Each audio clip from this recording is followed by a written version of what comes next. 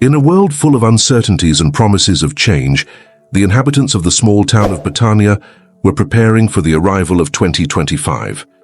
Biblical prophecies, such as those found in Isaiah 43:19, which state, "Behold, I am doing a new thing. Now it springs forth, do you not perceive it?" echoed in their minds, bringing both hope and fear. Among them was Maria, a young woman in search of answers to the challenges life imposed on her. With a heavy heart and eyes fixed on the horizon, she wondered if the promised changes would really come to fruition. The residents were divided. Some saw the prophecies as a sign of renewal, while others feared what might come next. The atmosphere of anticipation hung in the air, and conversations in the squares and homes revolved around what was to come. Times are uncertain, thought Maria, remembering the words of Matthew 24:6. And you will hear of wars and rumors of wars. See that you are not alarmed. What was at stake was more than just a new year. It was the chance for a transformative future, where faith and hope intertwined, challenging each person to accept what was to come. Maria woke up that morning with a cloudy sky, reflecting her state of mind. As she got ready, her hands trembled a little. What if things don't change? What if everything stays the same? She thought, recalling Romans 8:28, which says, "And we know that all things work together for good to those who love God." It was hard to believe that everything could be resolved simply with faith. In the square, the inhabitants of Betania gathered to discuss what might happen in 2025. She approached a group formed by Anna, her best friend, and Carlos, a young man known for his incisive opinions.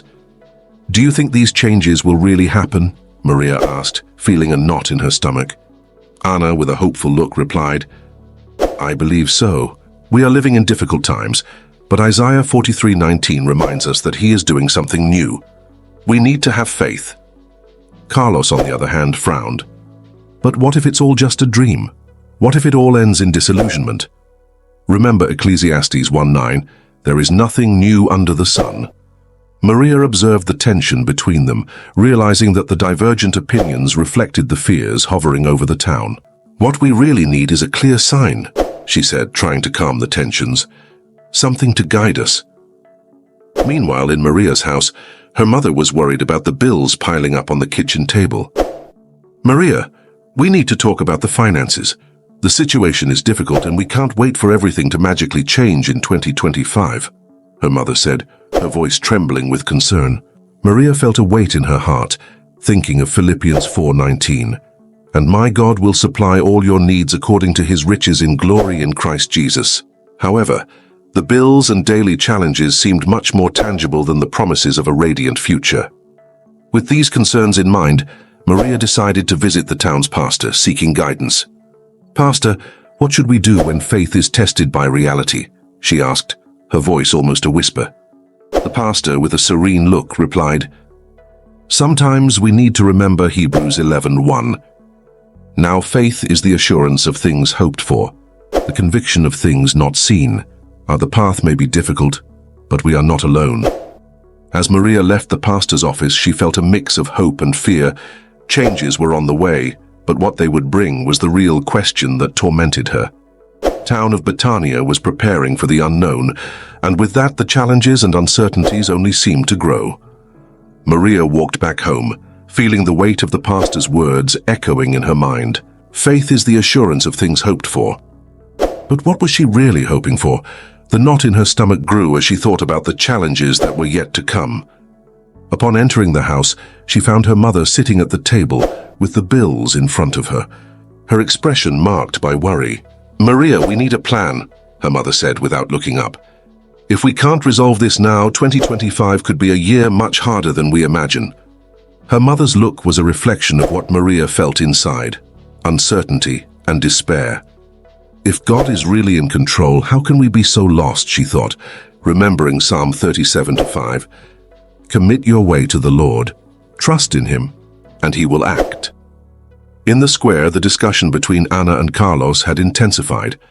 Anna, with a hopeful heart, insisted on the change she believed was coming, while Carlos, increasingly skeptical, raised questions that Maria couldn't ignore. What if the change isn't what we expect? What if it leads us to an even darker place? He cited Jeremiah 17:9. The heart is deceitful above all things and beyond cure. Carlos's words seemed to resonate in everyone's minds around, creating a growing tension. Maria found herself in the middle of this clash, between Anna's hope and Carlos's distrust. Maybe both are right, she thought. Reality was unfolding before her, and the choices she made were more significant than she had ever imagined. What would happen if the change everyone expected wasn't what they desired? And if, instead of a new beginning, 2025 brought more pain and disillusionment? Feeling the weight of responsibility on her shoulders, she realized that what was at stake was much bigger than her own concerns. The town of Betania was on the brink of a precipice, and their decisions could very well determine their future.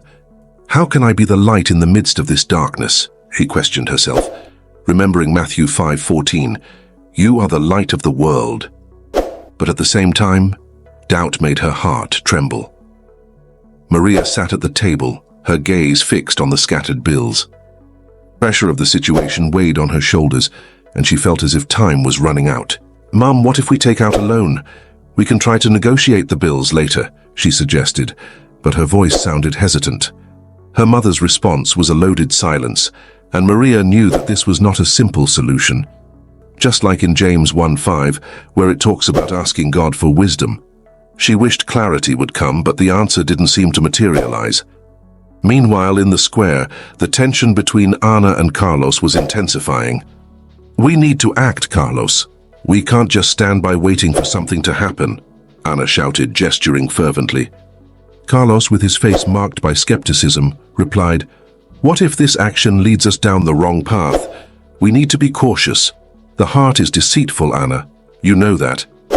The words of Jeremiah 17:9 hung in the air, like a shadow over Anna's conviction. Maria watched the scene, her heart torn. "I want to believe in the change, but what if it leads us to a worse place?" she reflected, remembering Romans 12:2, which talks about transformation through the renewal of the mind.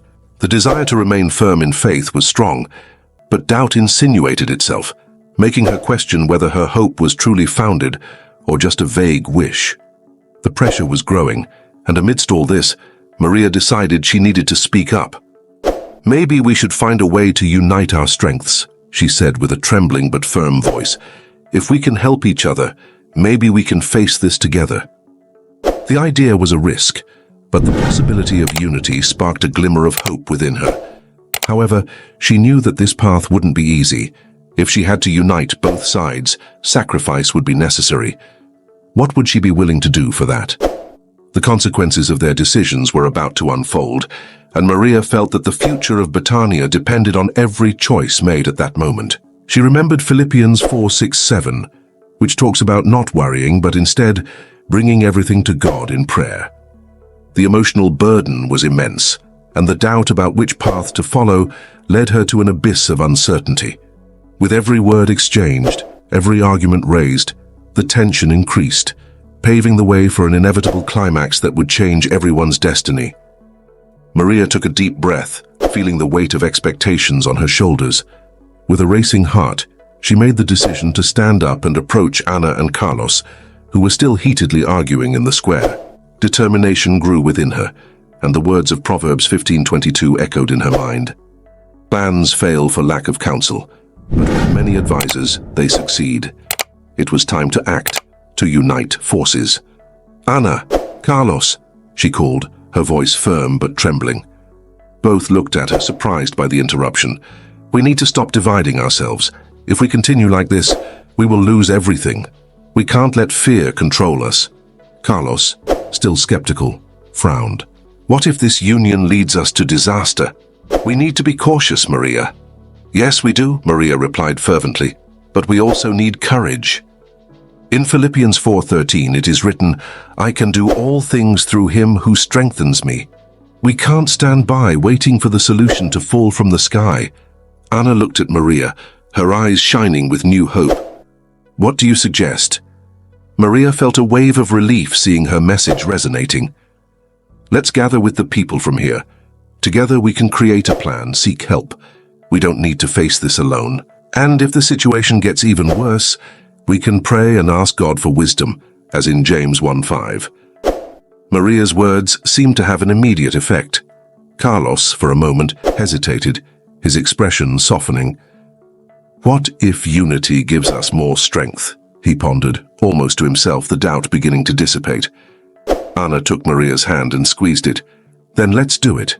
Let's unite and fight for Betania." Maria's heart raced. She felt adrenaline running through her veins. There was a new purpose there, a renewed drive.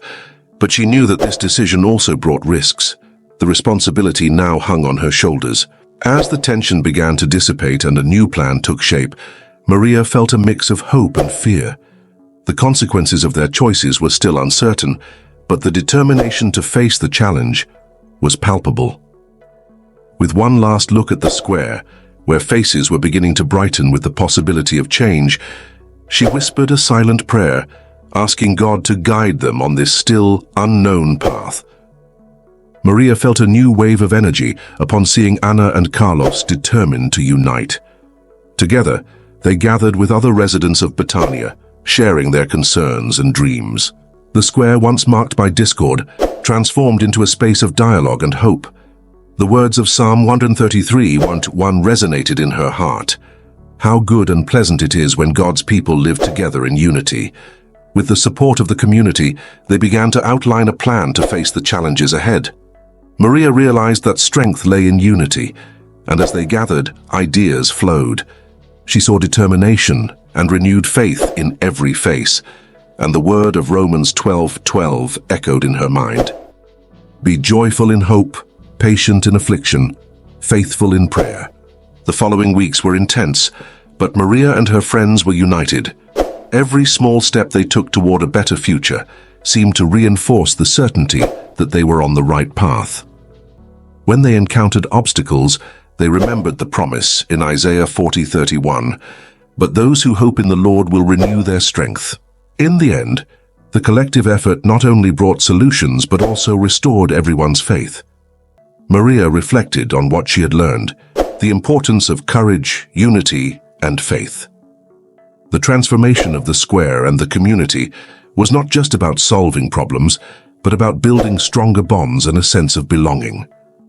The narrator observed that, in the end, each character, including Maria, Anna, and Carlos, had learned that love and collaboration could overcome any challenge. Divine justice manifested through unity and resilience, proving that with faith and determination, even the most difficult situations can be transformed into blessings. The moral of the story was clear. When united in love and purpose, nothing is impossible.